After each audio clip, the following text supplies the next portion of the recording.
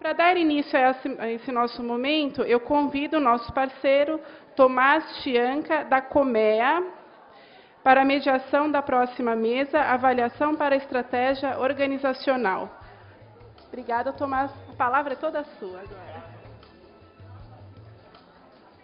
Boa tarde a todas e todos.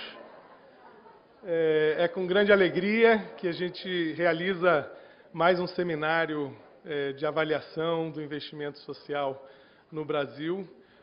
É uma alegria perceber que a cada ano a gente tem conseguido avançar em termos de qualidade do evento e principalmente em termos de participação também. Então é bom ver todos vocês aqui à tarde, cada vez um número maior.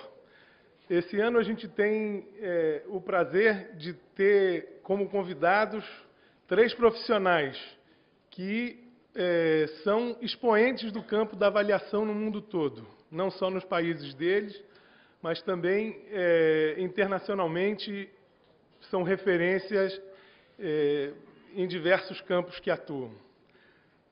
A ideia do trabalho nosso é sempre trazer posições diferenciadas. Então, nós convidamos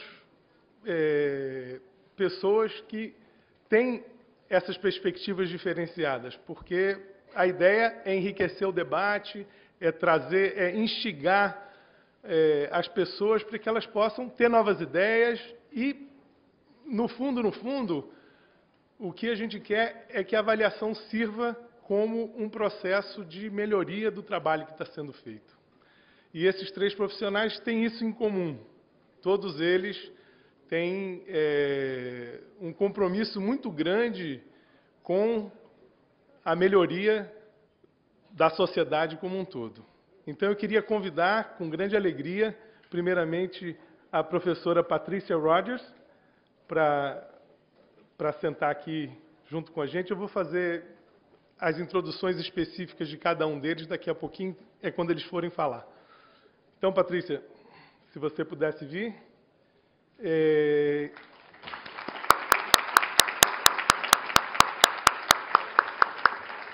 Queria chamar o professor Tom Cook, da Northwestern University.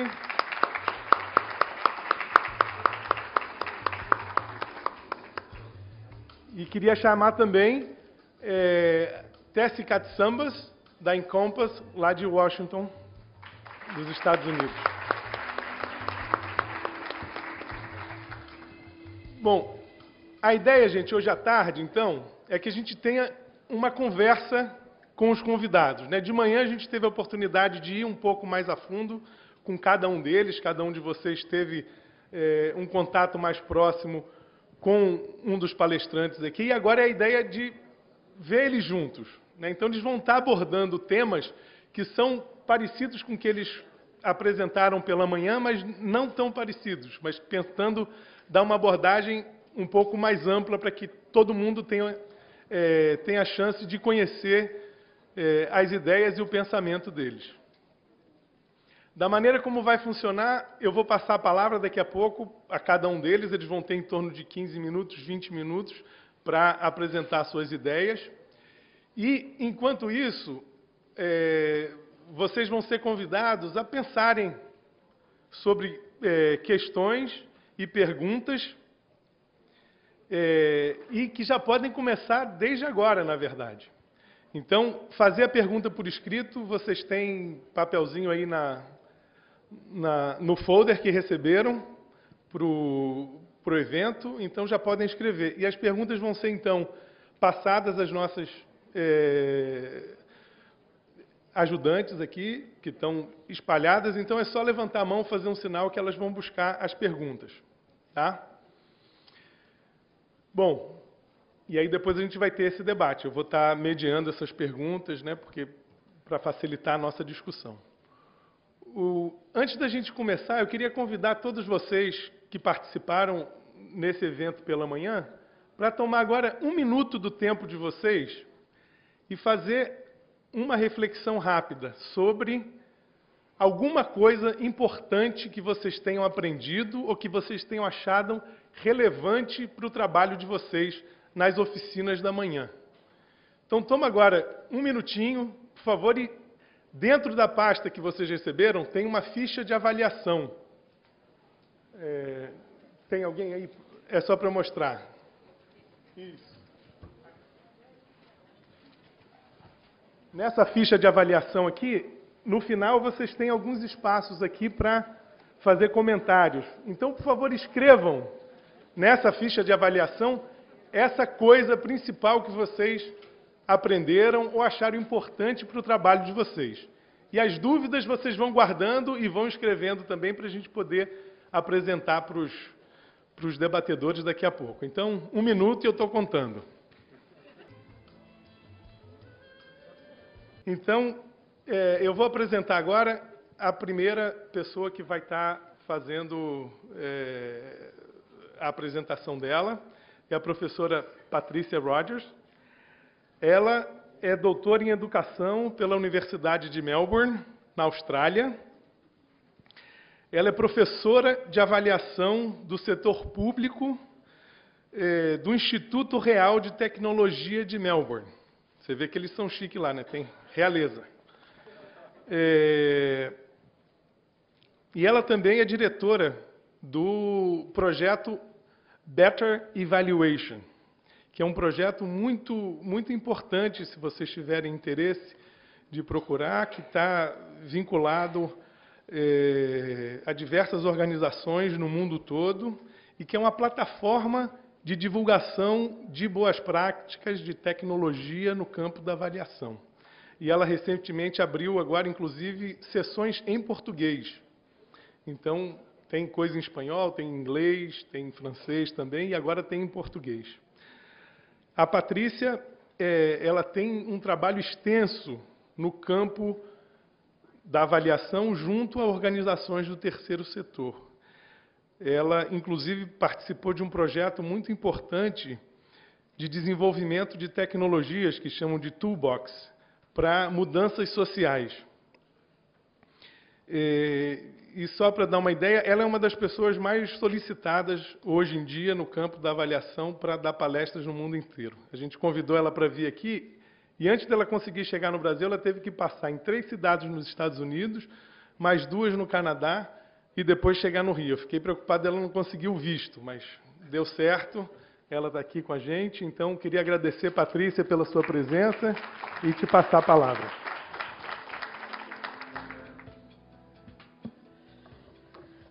Well, thank you for the lovely introduction, and it is a great honour and pleasure to be here.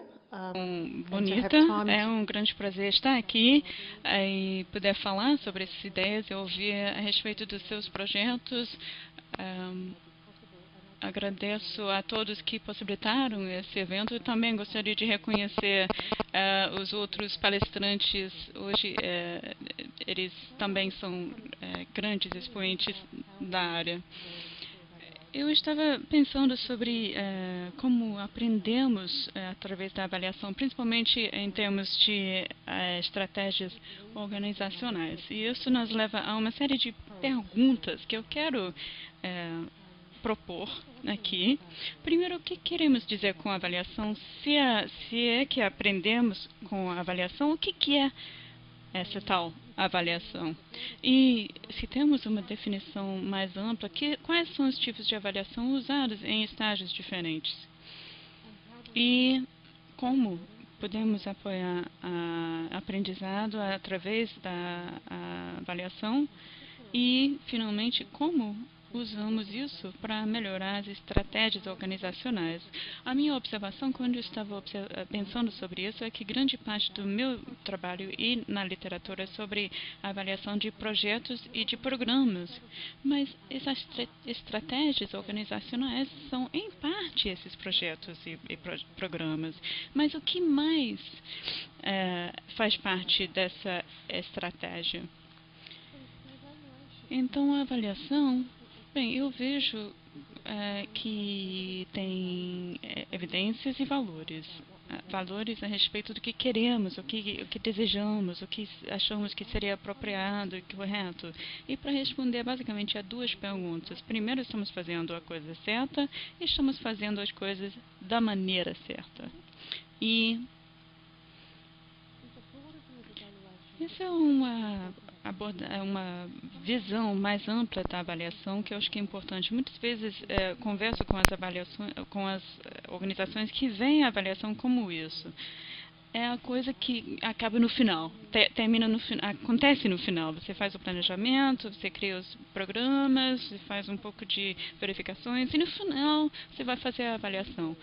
E na versão extrema isso é muito problemático, porque se você esperar até o final para fazer isso, é muito tarde para coletar os dados. Uma vez recebi uma ligação de uma agência do governo estadual e eles falaram: sabemos a importância da avaliação e queremos que você entre e faça uma avaliação para nós. Eu falei: que interessante. Ele falou: bem, sabemos que a avaliação vem depois da implementação, o programa terminou ontem, então agora queremos que você faça a avaliação. Sem planejamento, isso é verdade. E o pior, isso era um departamento que tinha feito muito sobre a capacitação em avaliação, mas eles não tinham entendido essa coisa. Eles falaram, eu falei não, que eu não ia fazer aquela avaliação, que não era viável.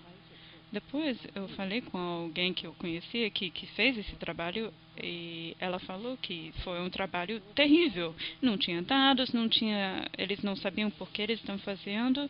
Era tipo, temos que fazer uma avaliação. É um grande problema. Mesmo que a avaliação seja planejada desde o início, mas seja visto como algo que acontece no final, isso é problemático. Isso é não tirar todo o proveito possível da avaliação. Então, eu gosto de pensar a avaliação como sendo algo no centro das coisas.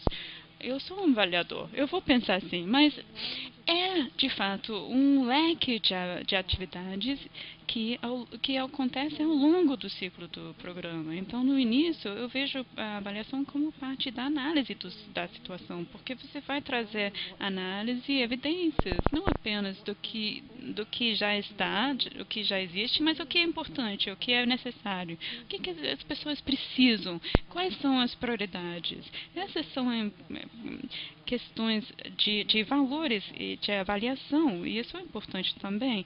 E também como fazer isso, e na implementação, como está indo tudo em termos de monitoramento, de avaliação, de processos e são vários tipos de avaliação ao longo do processo. E vendo também os resultados e os impactos, as perguntas são duas: funcionou, ou melhor, para quem, em que circunstâncias funcionou? E a pergunta principal: valeu a pena? Vale a pena repetir?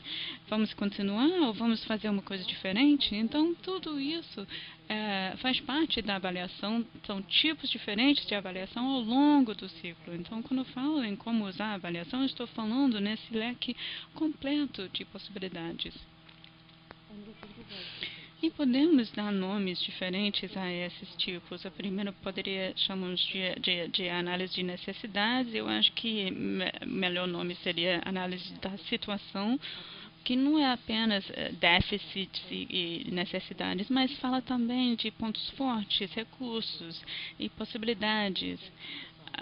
Desenho de intervenção, uma teoria de mudança, eu acho que é um tipo de avaliação, porque você esclarece o que é que você quer fazer e entram aí valores e evidências. Tipos diferentes de avaliações de processos que fazem perguntas diferentes. Às vezes você quer fazer um compliance, estamos fazendo o que a gente falou que ia fazer, estamos de acordo com as melhores práticas, às vezes tem a ver com como melhorar as coisas e às vezes você vai avaliar uma inovação e parte grande do trabalho vai ser descrever o que foi feito, capturar o que foi feito, porque senão você chega no final e você pode ter uma ótima avaliação de impacto, que vai dizer, funcionou. Aí você vai dizer, o que funcionou? Essa coisa que estava sendo feita, que as pessoas estavam tão ocupadas que não documentaram, estava na cabeça, eles passaram adiante, você tem um ótimo programa, mas você não sabe repetir.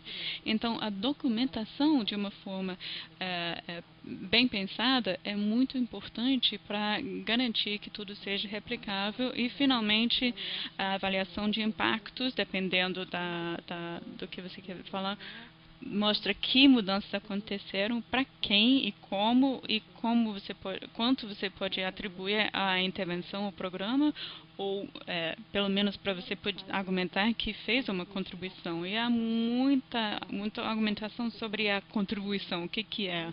E muitas vezes é tipo, um programa coloca a roda dianteira na bicicleta e outra bota a bicicleta traseira na bicicleta e outra pessoa vai usar a bicicleta até a cidade. O problema é que chegou na cidade, mas não conseguiu a cidade. Aí a pessoa fala, mas foi por causa de qual roda que não funcionou? E a questão é que precisa das duas rodas. Não é 100%, é 2 vezes 100%. Na verdade, não é 50%, ou seja, é necessário saber onde fica a contribuição. Então, isso é pensar os projetos e programas, mas quando se pensa em estratégias organizacionais, muda um pouco. As questões, perguntas, são realmente um nível muito alto. Vamos nos perguntar, então, onde estamos agora? Onde queremos estar? E como chegaremos lá? E, ao fazer essas perguntas, realmente num nível mais elevado, não somente para um projeto, mas em termos de missão, de objetivos, onde estamos, onde queremos estar, o que vamos fazer para chegar lá.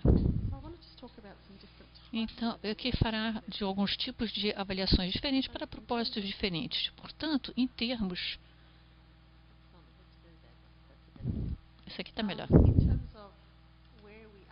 Em termos da pergunta de onde estamos, há técnicas e tipos de avaliação que é preciso ter quando se está falando ou da organização inteira ou de um projeto específico. Há diferentes tipos de necessidades, de avaliações, diferentes tipos de necessidades, análises situacionais sobre recursos, os tipos de redes que há, os parceiros com os quais se quer trabalhar.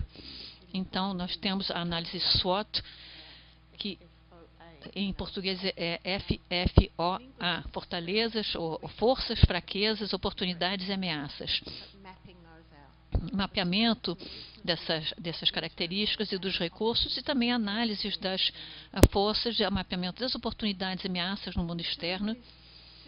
Então, ao fazer isso sistematicamente e periodicamente, renovar isso é uma coisa que tem que ser feita pelas organizações de forma sistemática e também tem que acrescentar os valores do que é desejável, assim como a comprovação.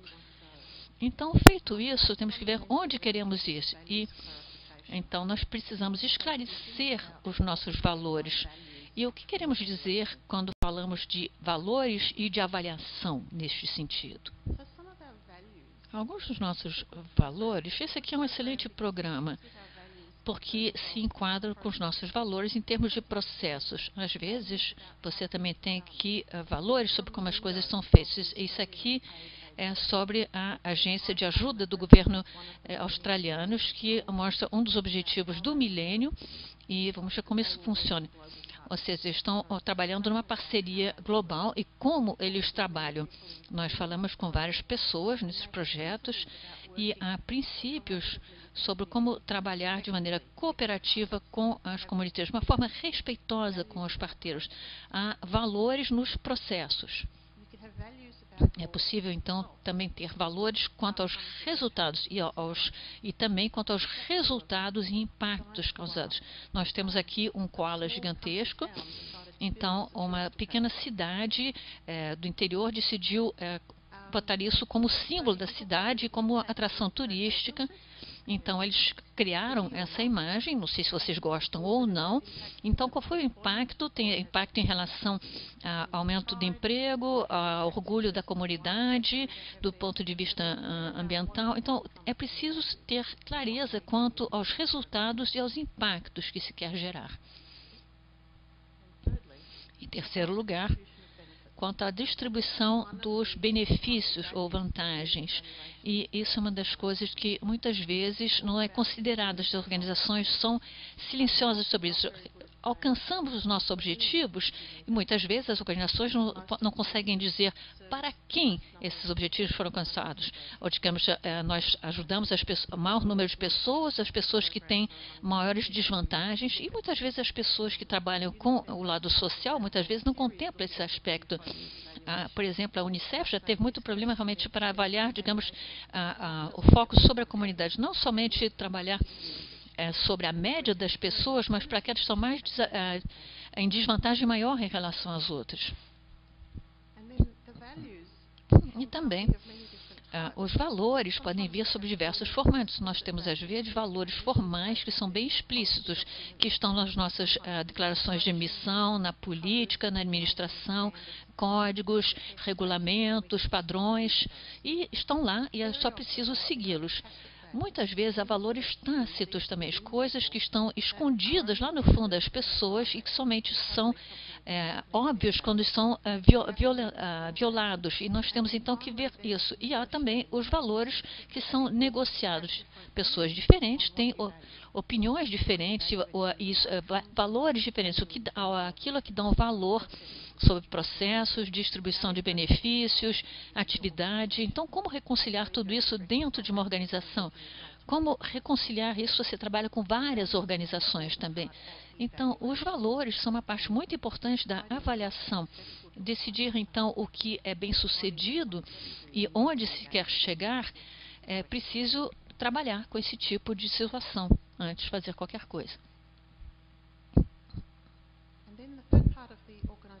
A terceira parte da estratégia de aprendizado da organização é como aprender a chegar lá. Hoje de manhã eu dei um workshop sobre justamente as teorias da mudança, que tratava justamente de como queremos alcançar um objetivo e como articular. Então, como achamos que a mudança ocorre? O que fazemos para que ela ocorra? Nós achamos que a mudança vem aumentar a capacidade e fazemos isso dando capacitação ou treinamento, ou a mudança chega aumentando os incentivos e fazemos isso dando recompensas às pessoas, ou a mudança vem através de requisitos e chegamos lá mudando a legislação. Então, é preciso ter muita clareza sobre como se quer chegar lá.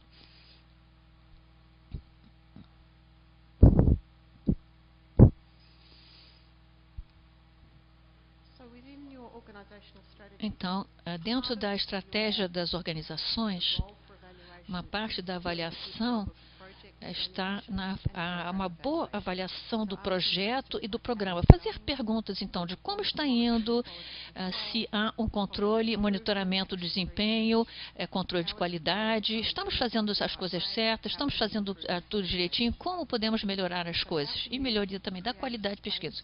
Então, como podemos criar um espaço para isso? Ontem nós fomos visitar um projeto pequeno que baseia-se essencialmente na atividade de voluntários, e uma das coisas que nos levava a fazer perguntas, como poderiam responder a essas perguntas?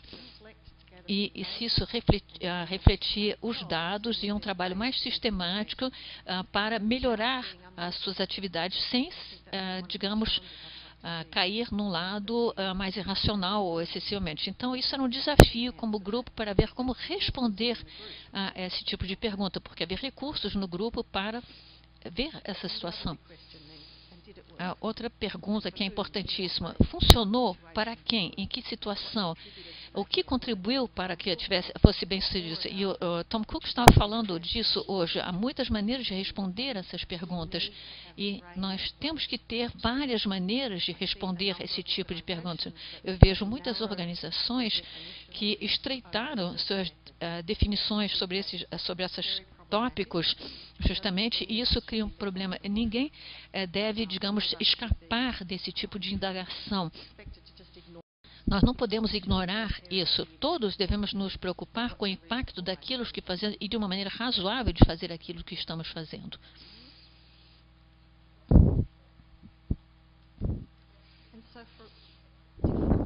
Então, para diferentes tipos de perguntas, nós vamos ser levados a diferentes tipos de métodos. Então, Nós vamos fazer perguntas descritivas, por exemplo, o que aconteceu, qual é a situação, o que aconteceu no programa, e vamos então descrever coisas que mudaram. Então vamos precisar de diferentes métodos para isso.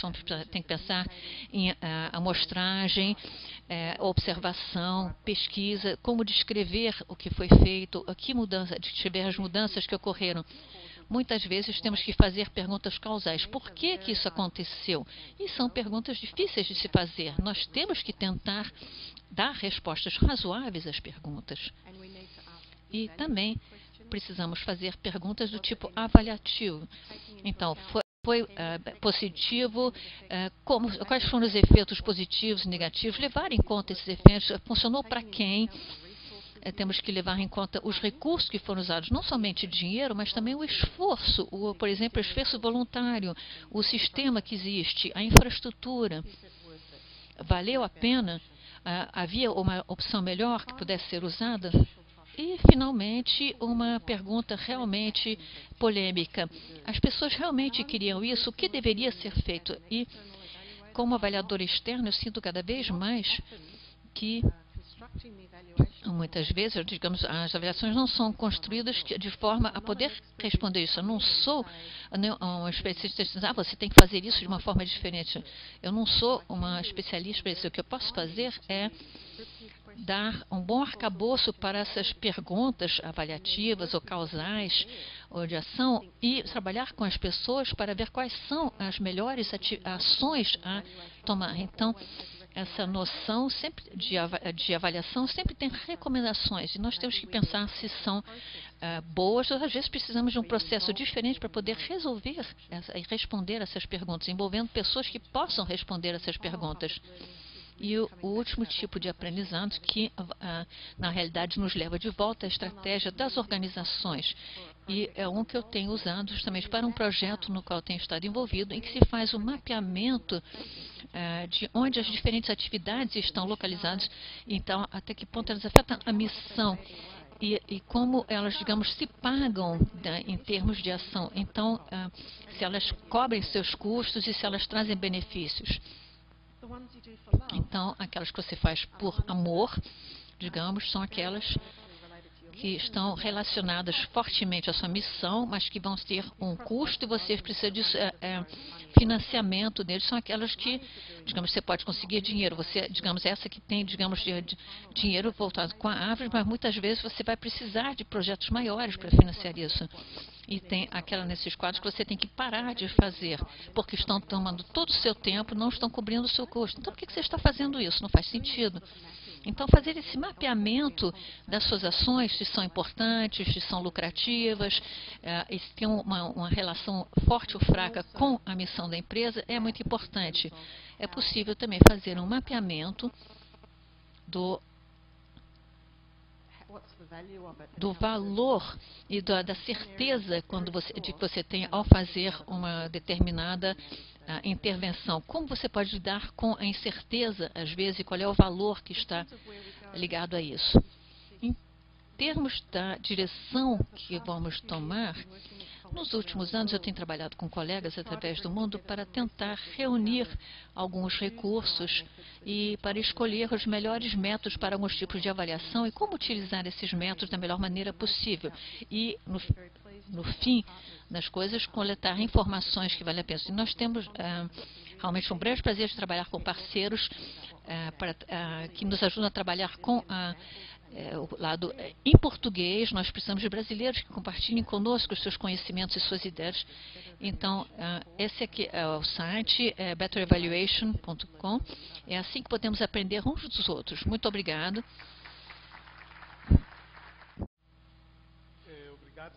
Thank you very much, Patricia, for your presentation. Eu queria apresentar para vocês, antes de chamar ele para falar aqui, o professor Tom Cook. Eu perguntei a ele na hora do almoço como é que ele gostaria de ser apresentado.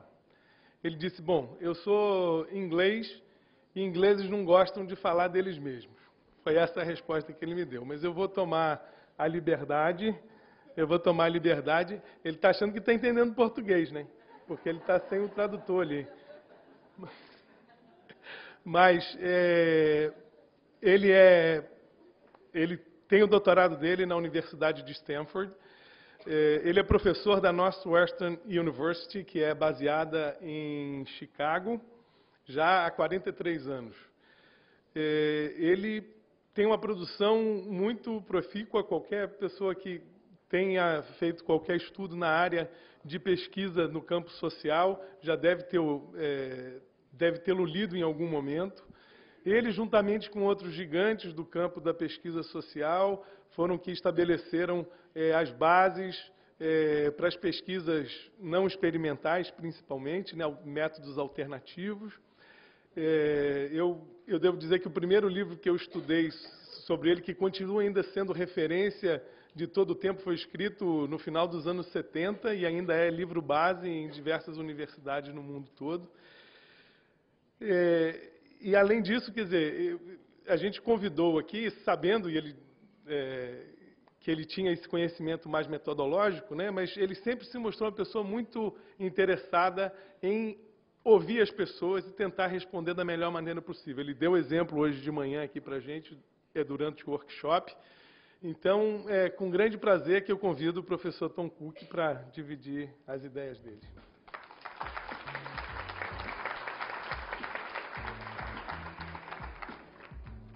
If I ever needed a public relations manager, de realmente de uma apresentação dessas com alguém para me apresentar com uma boa imagem, eu já saberia onde chegar.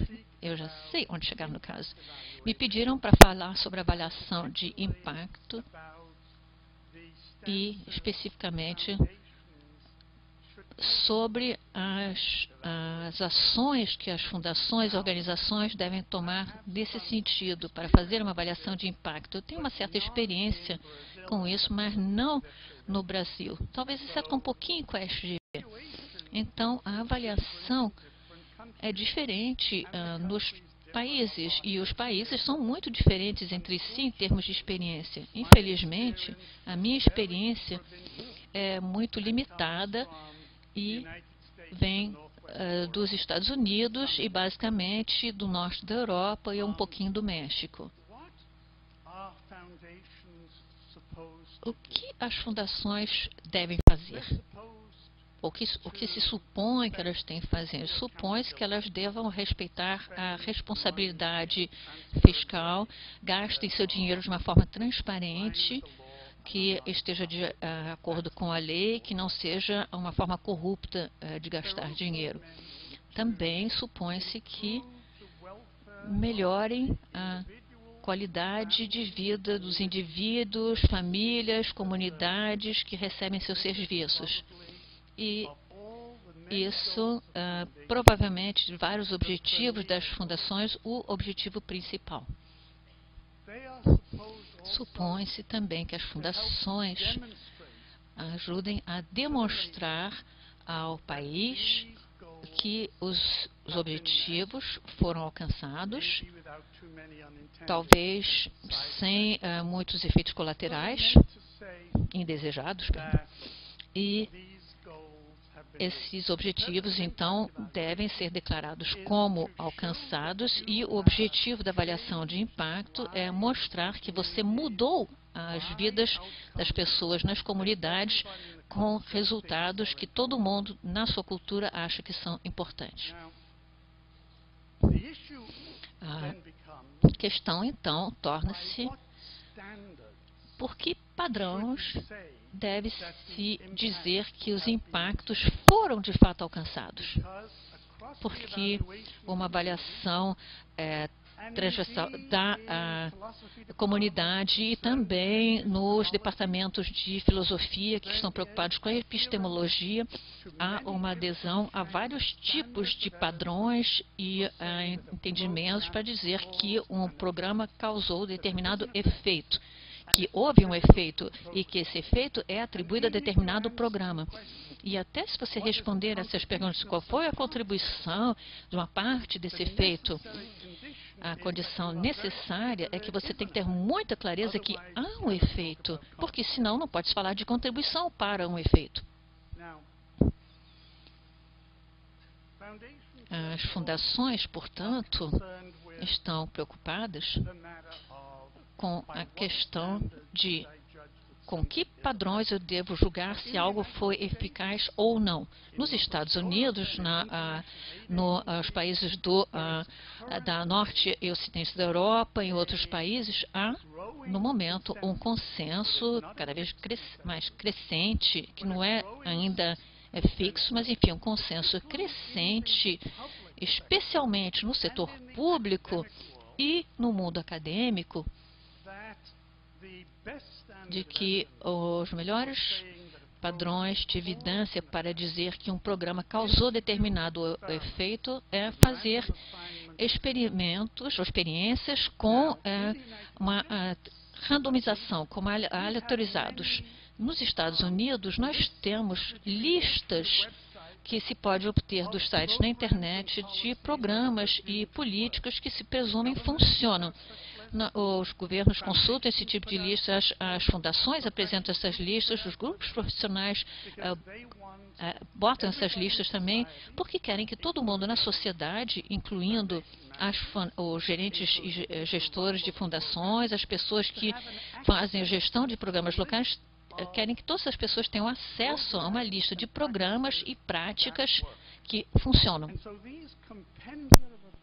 Então, esses compêndios de práticas eficazes precisam ter padrões ou normas para dizer o que faz parte, o que é necessário para ser eficaz. E nos Estados Unidos, todo mundo diz que experimentos aleatorizados seriam necessários para avaliar a capacidade de julgar como eficaz uma avaliação.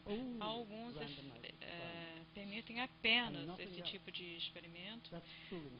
Isso se aplica, por exemplo, à saúde, a uma das práticas baseadas em um dos sites baseado em evidência, organizado por John Barron, que é mais influente no Congresso e na alta administração pública do país. Então, se pode ver, então, como a importância dos padrões que se usa para dizer que alguma coisa funciona, dá para ver como que é importante.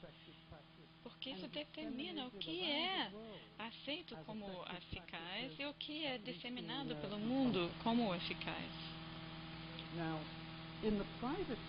No setor privado, principalmente para fundações, as menores estão seguindo as mesmas prioridades do setor público e da ciência, ou seja, apenas experimentos aleatorizados podem ser aceitos para produzir resultados confiáveis. Algumas das fundações não gostam disso, mas eles algumas não colocam isso como... Eles podem considerar esses importantes, mas eles permitem outros tipos de testes de avaliação de resultados.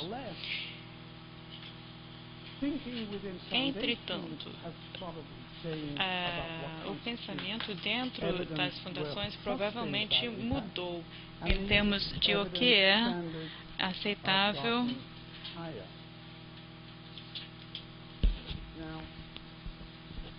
Os padrões provavelmente aumentaram.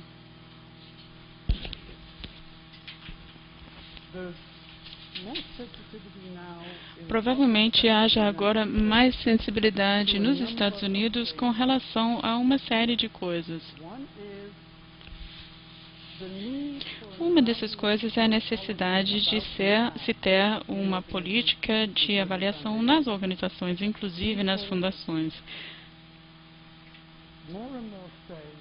Cada vez mais pessoas estão dizendo que é preciso ter normas para inferir o que é uma avaliação aceitável de um impacto.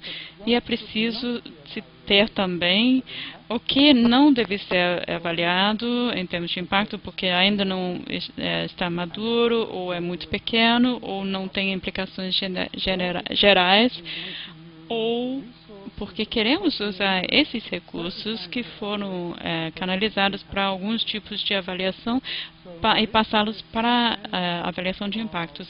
Ou seja, existe a necessidade de se ter uma política clara sobre o papel da avaliação nas organizações. E isso vai incluir quando avaliar, quando não avaliar, quando fazer uma avaliação de impactos e não, quando usar experimentos, quando tem interesse nos impactos e quais alternativas são aceitáveis como evidência.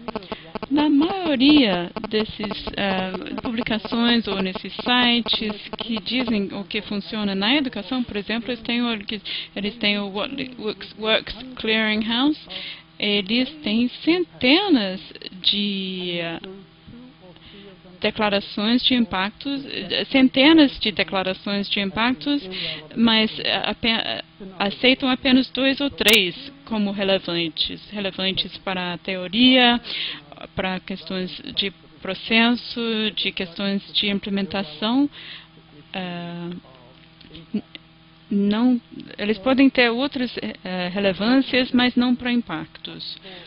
Então, as organizações, hoje em dia, precisam fazer declarações sobre as normas parcialmente por causa desse crescente consenso no setor público e no setor de ciência sobre o que é importante. E há também um aumento de consciência sobre que tipos de projetos e práticas não aceitáveis para inferir os impactos causais. Os estudos de casos não são considerados em quase todos os compêndios de práticas baseados em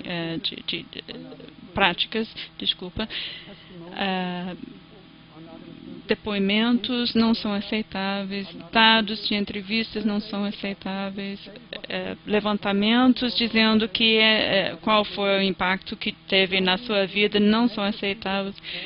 Os projetos onde você mede uma pessoa antes e depois do programa sem fazer uma comparação com outros grupos não são aceitáveis, porque não se sabe se as pessoas teriam alterado de qualquer forma, sem essa intervenção.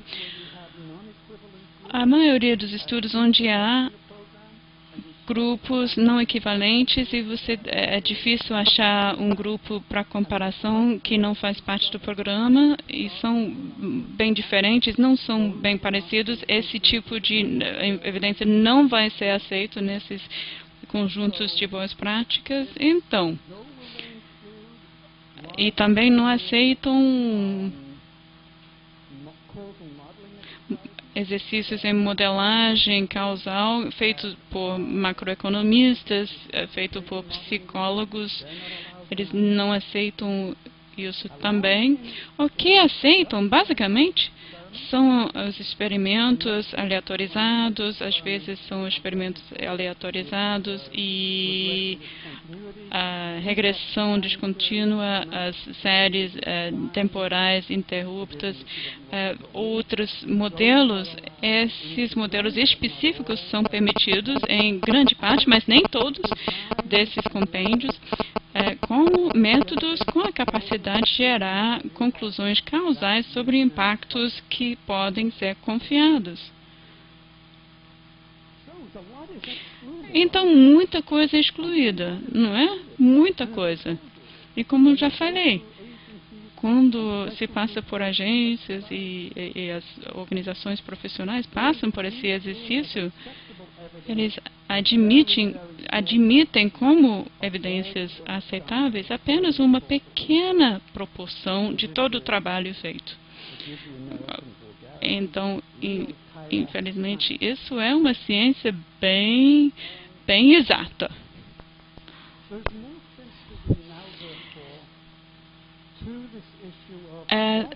Outra questão é quais as alternativas aceitáveis para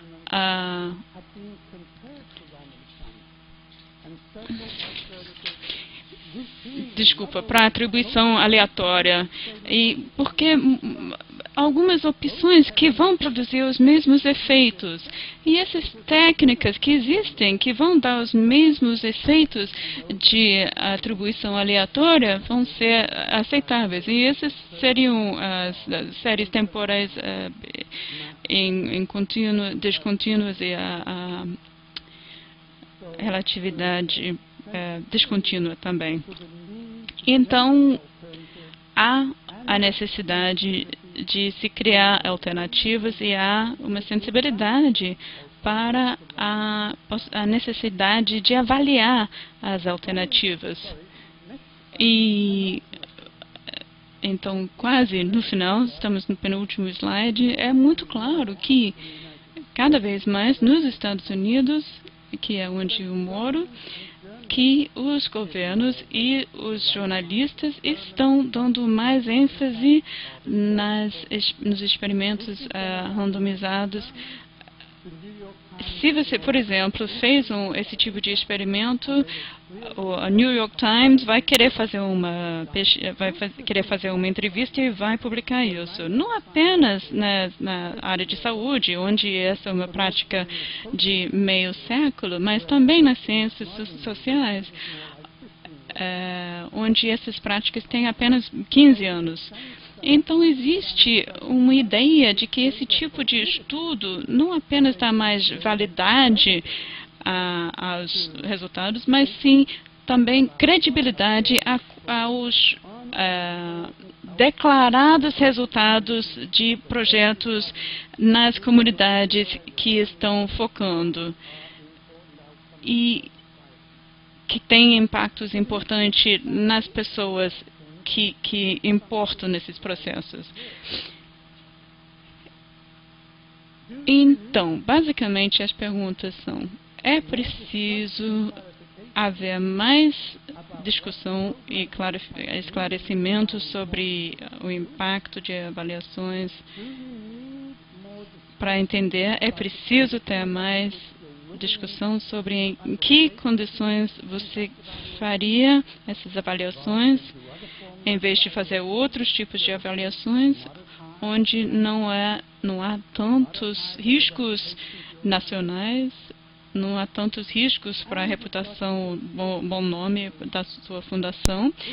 E também tem a questão, se você quer dizer que o programa está funcionando, e como gerente de uma fundação você vai querer dizer isso, como cidadão da sua nação você também vai querer dizer isso, e como político e pessoa de política pública você vai querer dizer isso. Se você quer dizer que algo funciona, baseado em que padrões você vai querer dizer isso? Se não tem isso claro como parte da sua missão, talvez não esteja cumprindo todas as suas responsabilidades na fundação. Muito obrigada a isso. Pela sua apresentação, eu gostaria de apresentar a vocês agora a Tessie Katsambas. Pelo nome dela, vocês já percebem que ela é aqui do interior de São Paulo, é isso? A Tessie, ela é grega, mas mora já há muitos anos nos Estados Unidos, desde os 18 anos. Ela foi para lá fazer universidade, ela foi para Harvard, fez Ciências Políticas e Economia, e é mestre em políticas públicas, também pela mesma universidade. Ela é presidente de uma empresa baseada em Washington, lá nos Estados Unidos, e é uma empresa que está focada em ajudar organizações a se tornarem mais efetivas. Eles trabalham em 3 áreas específicas, uma em liderança, outra em treinamento online e a terceira em avaliação. Então, ela tem mais de 25 anos de trabalho nessa área. Ela também é uma das líderes de um projeto muito importante, que se chama Eval Partners. É uma outra iniciativa em nível mundial, essa sim, coordenada por diferentes organizações de todo o mundo, das Nações Unidas, ou de governos e também, principalmente, das organizações, associações ou redes de avaliadores de todo o mundo. Inclusive, a Rede Brasileira de Avaliação é parte dessa iniciativa que está buscando desenvolver capacidade de avaliação em diversos lugares, através de diferentes estratégias. Talvez ela fale um pouquinho mais sobre isso. Então, sem mais delongas, Tessie Catsambas. Desculpe. As perguntas, gente. Quem tiver pergunta, escrever no papel e entregar para as nossas ajudantes aí, queridas, que elas vão trazer aqui para a gente poder começar a organizar logo em seguida o debate. Desculpe, com vocês a Tessie.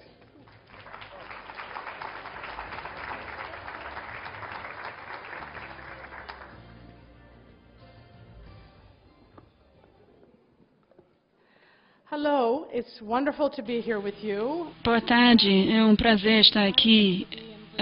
É muito bom estar aqui no Brasil, nesse momento em que estou vendo tanta energia interessante na avaliação e no poder da avaliação de influenciar as políticas públicas. Eu também gostaria de agradecer a Thomas pela oportunidade de participar aqui, e é grande prazer também trabalhar com a Patricia Rogers. Eu há muito tempo tenho muita admiração pelo trabalho dela, e também ótimo estar aqui do lado do Tom Cook. Então, eu queria entrar num nível mais elevado só para olhar de cima para baixo na avaliação. Quando você olha essa imagem, o que você vê? Você vê a velhinha e o velho, você vê a cantora tocando o violão e a outra pessoa vindo do outro lado. Você vê a mulher saindo do portal onde está a orelha do homem. Você vê o brinco, que de fato é uma garrafa. Você vê a cálice dourada no meio. Em cada situação, em todos os dias, há muitas realidades. E, de fato, se você não tem avaliação, você vai estar vendo apenas a ponta do iceberg. Pode ser apenas a ponta, pode ser um canto, não dá para saber. E a avaliação é o que vai permitir de ver em todos esses níveis. Então, sem avaliação ou sem processo, esse é um processo que é importante, não é o nome, de engajar com partes diferentes e pessoas diferentes do sistema, não vai dar para saber como é a forma. Você vai apenas imaginar uma narrativa. E, às vezes, você pode estar completamente no escuro sobre o que as outras pessoas pensam, e certamente a minha frase predileta é que você pode estar pensando sobre a caixa preta da implementação, como a Patrícia estava dizendo antes, onde você acha que sabe o que está acontecendo, mas não sabe. Você viu resultados, mas você não sabe o que produziu aqueles resultados. Então, como o Tom já falou, a avaliação custa dinheiro. Não dá para jogar luz em tudo, ou lançar uma luz em tudo, mas é importante entender algumas coisas que mostram o caminho, o destino e algumas das informações sobre como chegou, onde está. Todos vocês correm muito, sabemos disso, então não dá para fazer todas as perguntas e responder a todas as perguntas toda hora.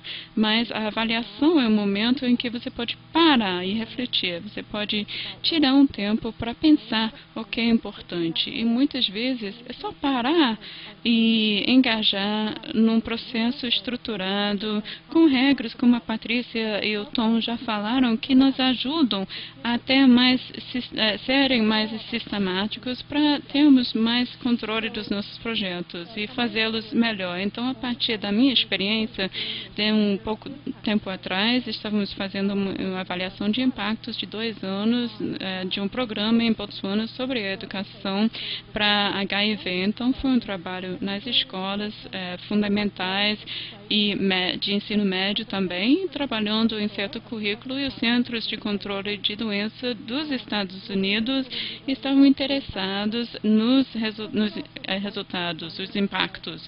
E estávamos também falando sobre o patrocinador do processo, então queríamos ver essa caixa de preta sobre a avaliação. Então, em termos de impacto, parece que não tinha impacto, segundo o currículo, mas quando a gente viu os dados sobre o processo e a implementação, percebemos que apenas 20% do currículo nos livros tinha chegado até as escolas. Então, não havia impacto, mas a partir disso não podíamos concluir que aquele currículo não funcionava, porque os livros não tinham chegado até as escolas. Então, estavam prontos para interromper o programa por causa dos resultados de impacto, e quando nós revisamos os resultados com eles, eles disseram, então nós não sabemos realmente se isso funciona ou não. Então, gastamos muito investindo nisso, nós queremos verificar isso. E prolongaram, então, o programa por mais 2 anos e continuaram a fazer a avaliação. Então, como disse o Tom mais cedo, era muito cedo para fazer uma avaliação de impacto, não era uma boa ideia.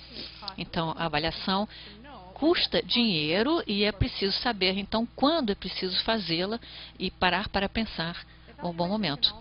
A avaliação também pode ajudar a pensar o que está acontecendo no meio do caos do seu programa, porque há muitas coisas ocorrendo e entender o que é importante, o que não é importante, o que está acontecendo é importantíssimo.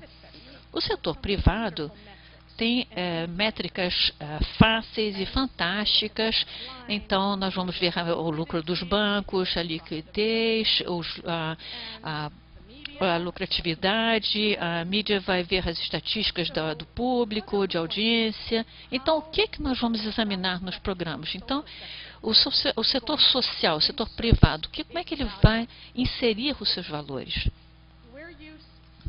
Onde você está influencia onde você se encontra de pé, onde você senta, digamos, influencia com onde você está de pé. Então, do seu ponto de vista, pode variar dependendo de onde você se encontra. Você pode estar quase afogado no lugar, ou o lugar pode ser muito raso para você. Você pode estar vendo a terra ou você pode estar vendo um barco. Vai depender do seu ponto de vista, da perspectiva em que você está.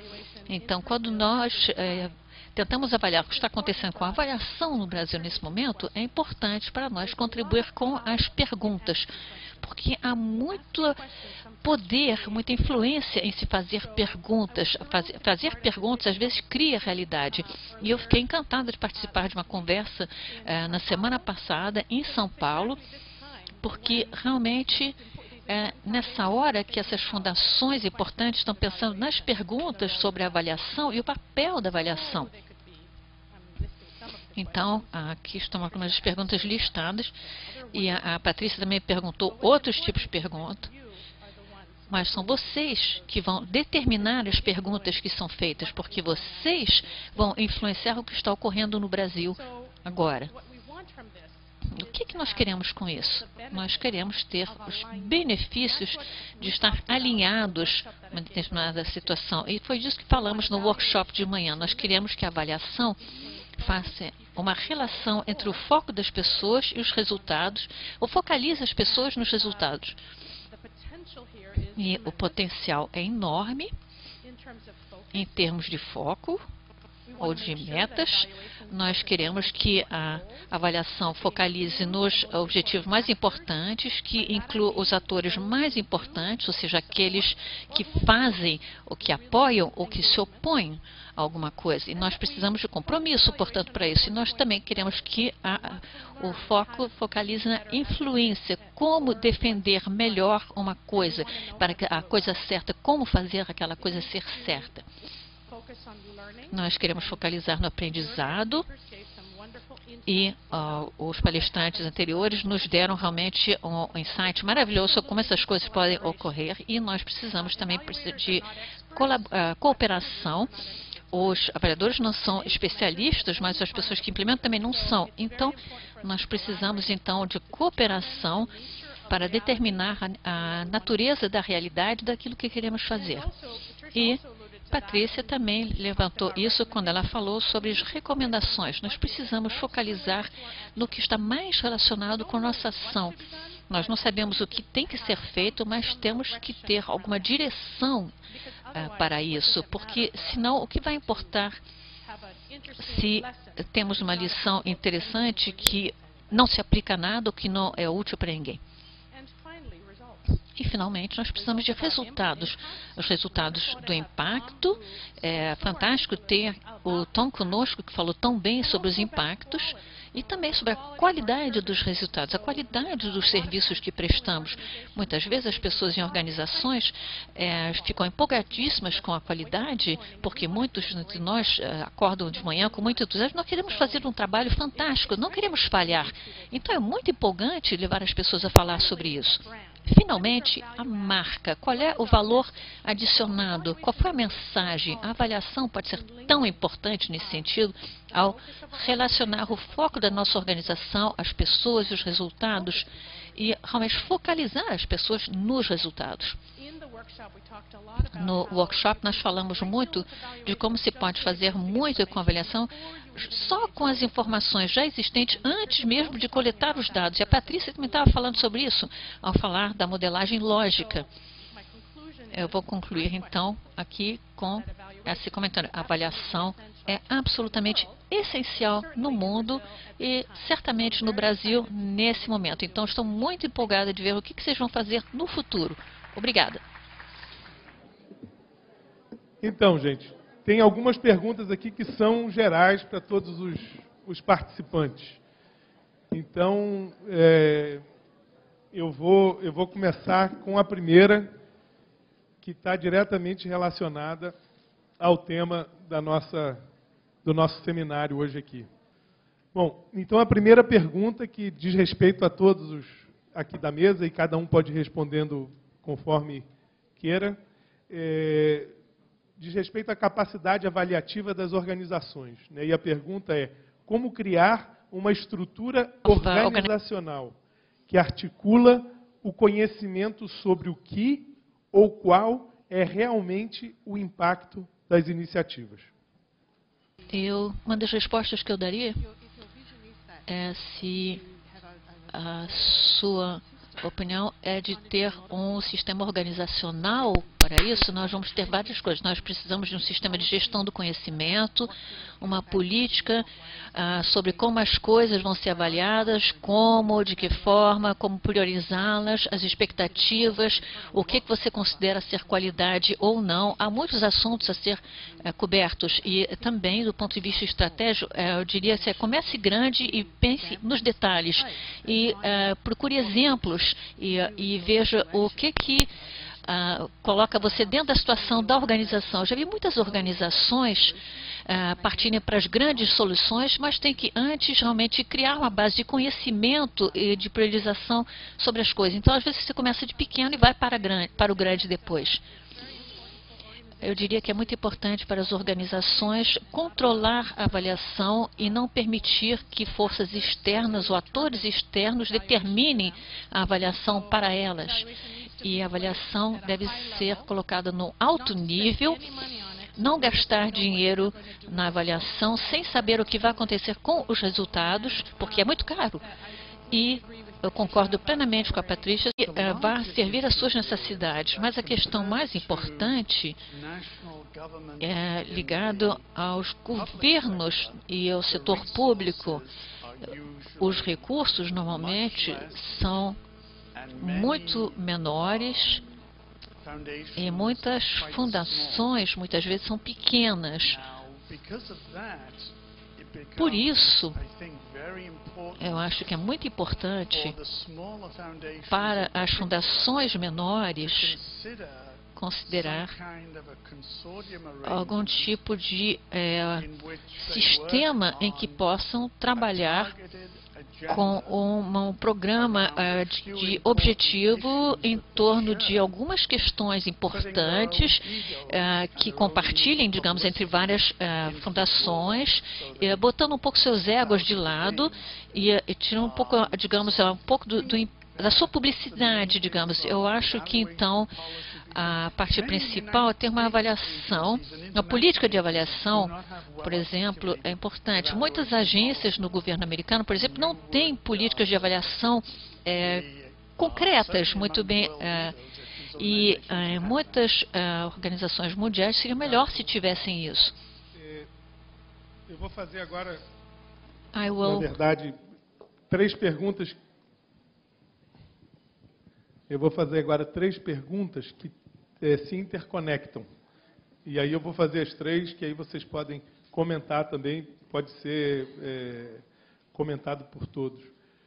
Bom, primeiro, assim, na experiência de vocês, trabalhando com organizações do terceiro setor, fundações, ONGs, quais são os principais desafios que vocês veem para essas organizações em termos da qualidade da prática de avaliação delas?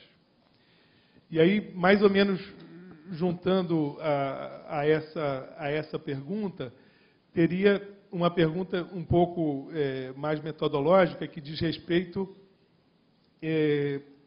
a algum movimento, né? Quer dizer, que experiências você tem em termos de envolvimento dos beneficiários ou dos participantes dos programas em algum momento no processo avaliativo?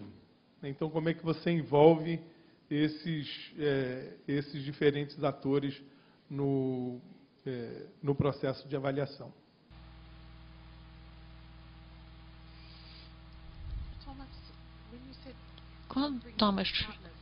Quando você falou em trazer parceiros, você quer dizer outras fundações? Os beneficiários. Okay.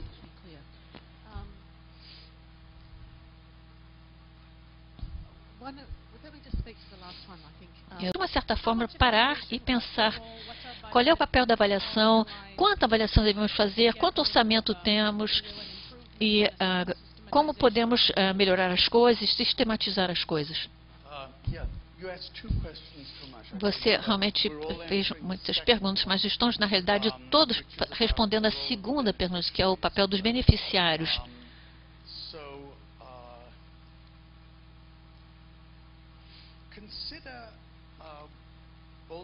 Vamos considerar, por exemplo, a Bolsa Família no Brasil. Se você for ver os beneficiários da Bolsa Família, que vão ser as pessoas pobres, digamos, e perguntar a essas pessoas, o que vocês precisam? Eles vão dizer, dinheiro. Dinheiro sobre o qual eu tenho controle, acesso a trabalho, transporte, uma chance para que meus filhos melhorem de vida. E eu acho que você não precisa trabalhar com a comunidade local para saber disso, porque são óbvias essas coisas. E se você for olhar a questão do policiamento das comunidades aqui no Rio de Janeiro e você entrar, por exemplo, nas favelas, e algumas unidades vão ter policiamento comunitário e outros vão ter outro tipo de policiamento mais tradicional, e você perguntar aos residentes dessas comunidades o que você quer obter desse policiamento da comunidade. Vão responder, eu quero menos crime, mais segurança na rua, a capacidade de poder andar livremente por onde eu quiser, a possibilidade de desenvolver os grupos locais que não vão ser, digamos, empurrados para dentro de outros grupos, entre aspas, da comunidade. E você vai ter uma preponderância, então, das ações das pessoas nas comunidades, digamos. Então, acho que uma avaliação de impacto, e é disso que eu estou falando, se for importante, você não precisa trabalhar muito junto à comunidade para saber o que eles querem ver, qual é o impacto que eles querem. Há outros momentos que você precisa fazer isso. Mas, enfim, essa é a minha resposta à sua segunda pergunta.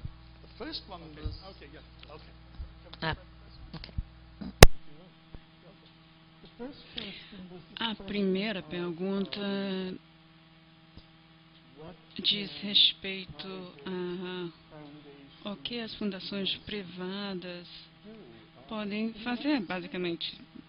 Nos Estados Unidos, a grande parte das avaliações de impactos são feitas por governos. As fundações não têm o tamanho necessário para contribuir de forma significativa para a parte de impactos. Mas nos Estados Unidos, eles oferecem mais recursos para investigar os processos e as implementações, principalmente os estudos qualitativos de implementação e investigando alguns efeitos colaterais dessas políticas nas vidas das pessoas que não seriam identificadas em levantamentos. E também convidam as pessoas a criticarem as avaliações dos governos em perspectiva de valores, perspectivas técnicas, para fazerem parte desse debate sobre a avaliação. Então, são agentes importantes que trabalham juntos ao governo federal, que é o principal.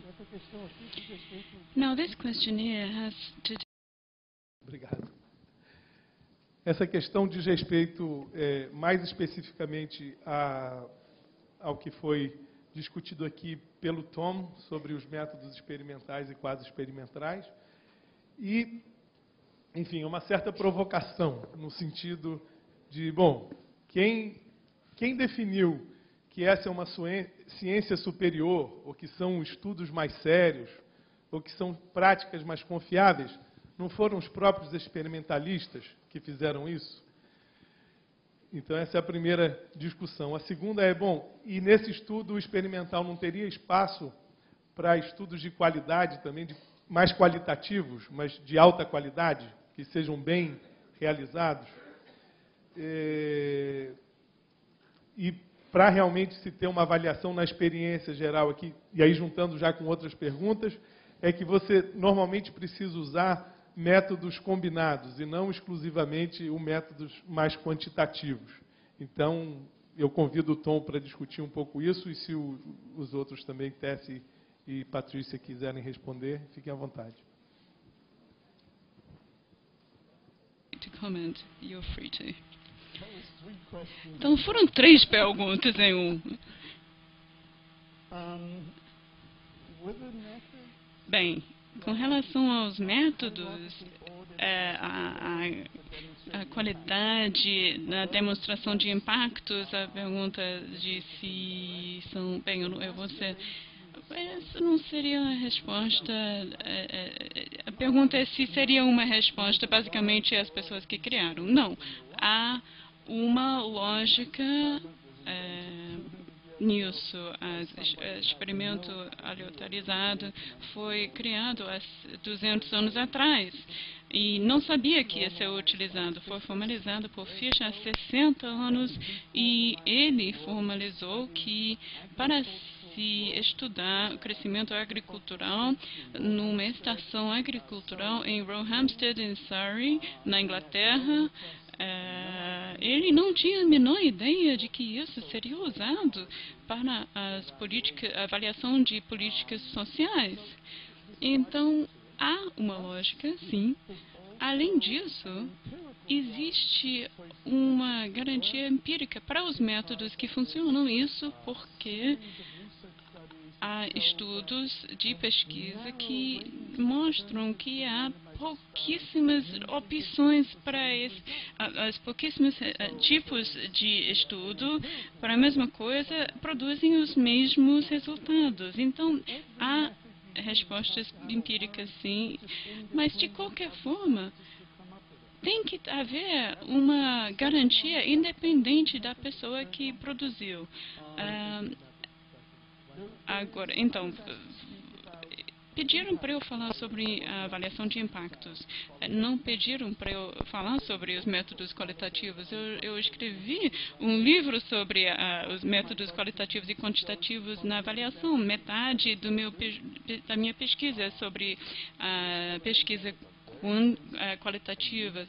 Normalmente a pesquisa qualitativa é muito cara e normalmente o que eu descubro é que muito pouco dos resultados são colocados na prática.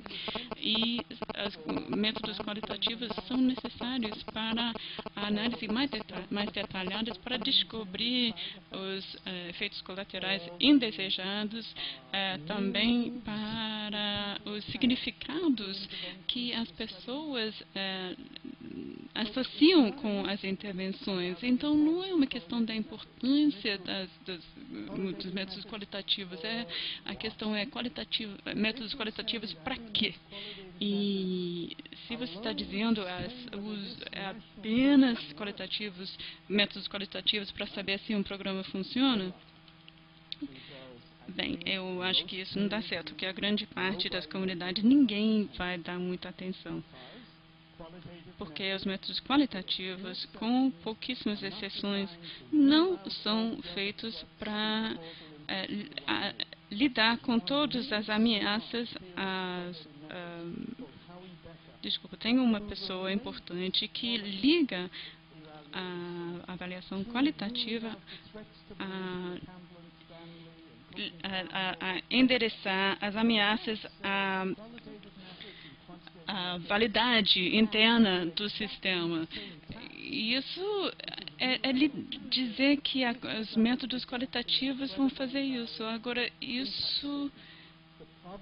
o problema nisso é que quase nenhum estudo qualitativo seria capaz de lidar com todas essas questões, desde a seleção, desde a regressão até histórico, até a maturação, até as mudanças no instrumento, até mudanças nos testes. É impossível que um estudo qualitativo faça tudo isso. Bem, a minha abordagem seria diferente. Primeiro, de certa forma concordo, eu acho que qualitativo e quantitativo não é um ou outro. A boa avaliação vai precisar das duas coisas, não é essa a questão. Porque isso tem a ver com descrição e gostamos de olhar as coisas e também contar as coisas. Eu acho que a questão, para mim, é inferência causal. A avaliação de impactos precisa ter um efeito. Por exemplo, você pode ter um grupo de controle, um grupo de efeitos. Há essa questão.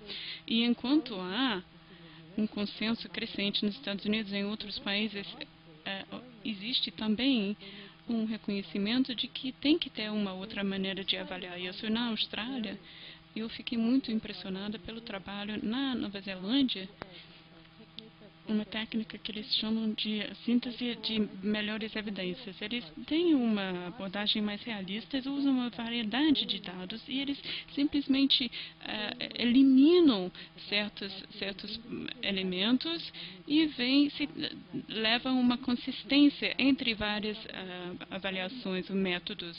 E o governo da Austrália e do Reino Unido estão interessados, não nas versões menos rigorosas, mas em criar um método rigoroso para isso, dizendo, se isso fosse verdade, como seria? Procurar esses dados, procurar os dados que não concordam com isso, procuram onde há divergências. Eu acho que tem mais interesse em melhorar esse tipo de pesquisa e eu acho que em muitos bons casos de estudos, e eu sei que você falou que estudos de caso não funcionam, mas é nesses estudos de caso que dá para fazer esse tipo de pesquisa para identificar onde pode eliminar determinadas coisas e você cria uma série de comparações para criar um caso. Eu acho que isso é o que está acontecendo e enquadrar onde pode chegar com isso. Isso está saindo da Austrália e da Nova Zelândia, onde as populações são menores e onde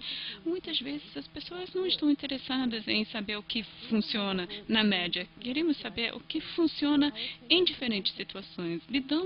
Estamos atentos ao contexto e os técnicos que recebem os recursos, que sabem dizer o que é a média, mas isso não pode não identificar os efeitos específicos em contextos específicos. Eu gostaria de dizer que se pode ter um efeito médio em várias situações se você tem dinheiro para estudar muitas situações. Sim, claro. Bom, gente, a gente está chegando ao final do nosso tempo. Então, eu vou fazer um último bloco de perguntas aqui, com mais ou menos umas 3 perguntas que... Vamos ver se vocês conseguem fazer a ligação, ou um de vocês responde uma, o outro responde a outra, mas só para não deixar de responder aqui a maioria das perguntas que a gente recebeu. Bom, a primeira questão diz respeito assim, bom, como é que você consegue dar conta da questão de multiplicidade de atores na hora de causar um resultado? Então, por exemplo, em muitas organizações aqui, fundações, muitos projetos ou programas são realizados em parceria com diversas organizações.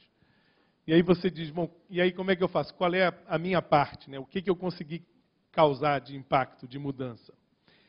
E aí a outra pergunta seria, se não é importante sempre se questionar não só o resultado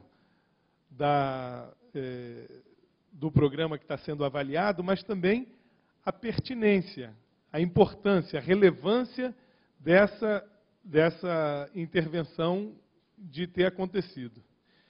E, finalmente, uma outra pergunta que quer saber, bom, a formação de avaliadores é uma questão muito importante, né? E onde que devia ser o locus de responsabilidade no treinamento? Será que é só a universidade que tem essa responsabilidade de capacitar os avaliadores? Organizações do terceiro setor, por exemplo, teriam também responsabilidade por isso? É possível? Ou ambas deviam fazer isso? Então, com esse bloco, a gente encerra a nossa série de perguntas aqui. Quem quiser começar, por favor.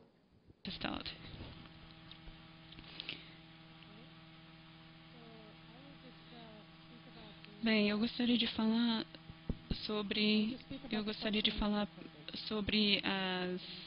os atores.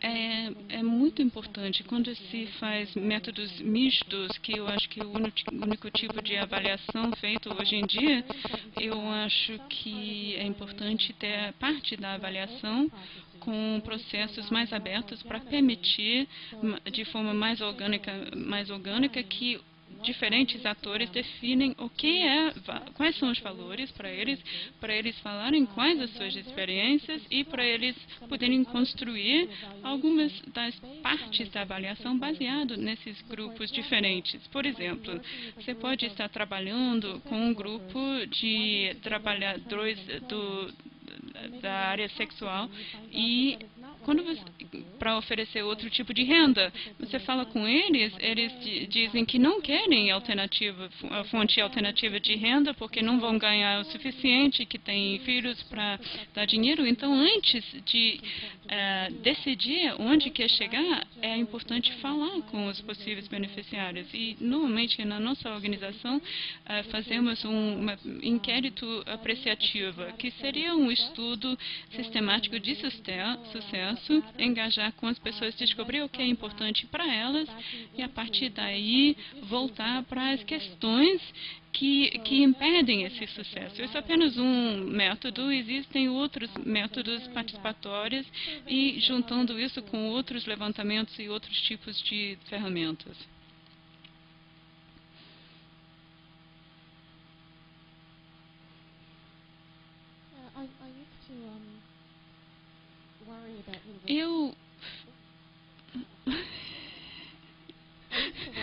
Eu antigamente me preocupava com o monopólio das universidades do treinamento de avaliadores. Parte de mim quer que a avaliação seja uma prática profissional para todos. Eu ficava preocupada com o privilégio da avaliação e a exclusividade da avaliação. Quando alguém falava para mim, eu quero que os avaliadores sejam como advogados, eu fiquei pasma, que seria o pior, que se torna uma coisa muito inacessível a todos. Eu não quero que fique assim. Ao mesmo tempo, estou começando a perceber que há muita coisa a se aprender e leva muito tempo a aprender isso. E eu acho que sim, é preciso ter uma educação de verdade, uma prática supervisionada para fazer bem, e é preciso ter um compromisso com o aprendizado vitalício. E é importante que as pessoas que não pensem, eu fiz um curso de 5 anos e agora eu sei fazer.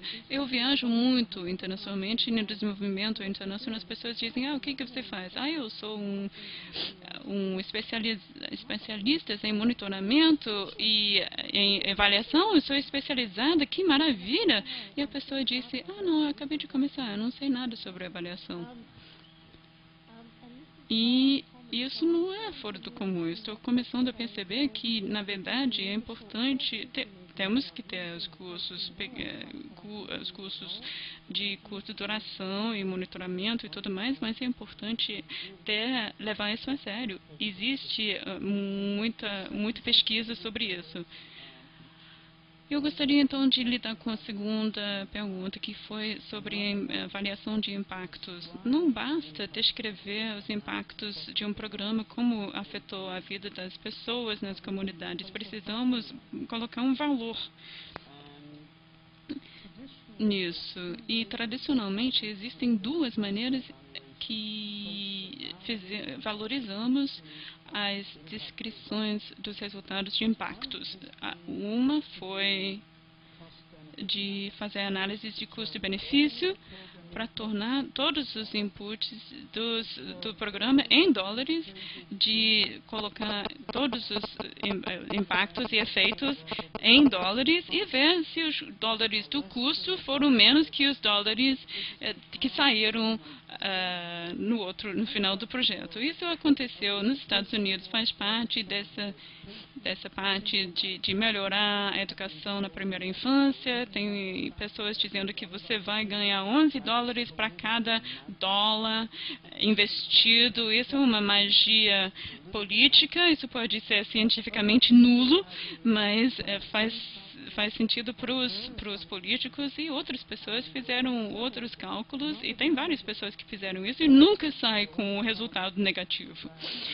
Todos dizem que investimento na primeira infância tem um efeito positivo em termos financeiros nos primeiros anos de vida adulta. É muito difícil monitorizar os inputs e as saídas, os insumos e as saídas.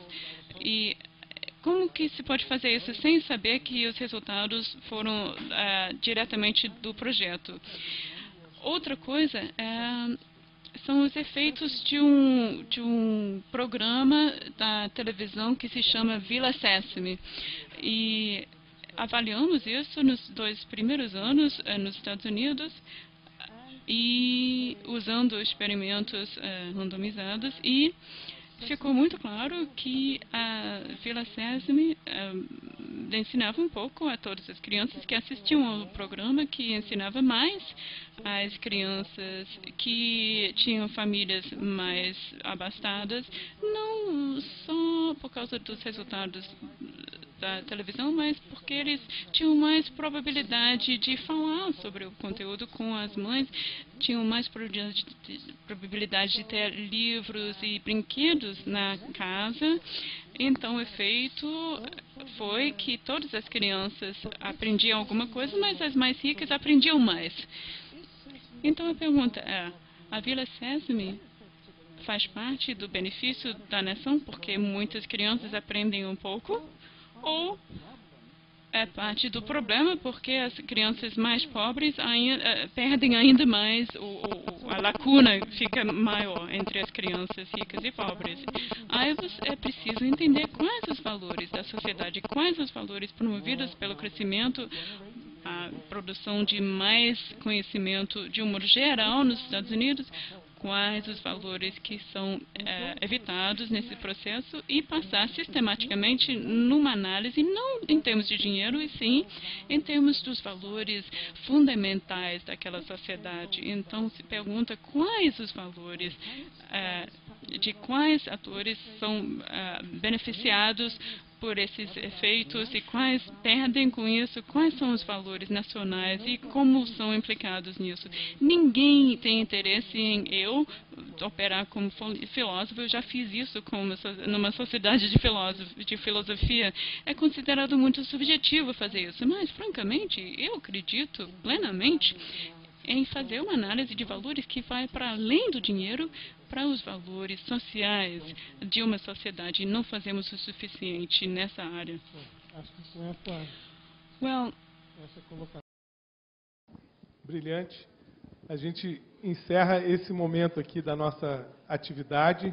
Eu queria agradecer muito ao Tom, a Tessie e a Patrícia por terem vindo. Realmente excederam as nossas expectativas e pedir uma salva de palmas, então, aqui para eles. Obrigado.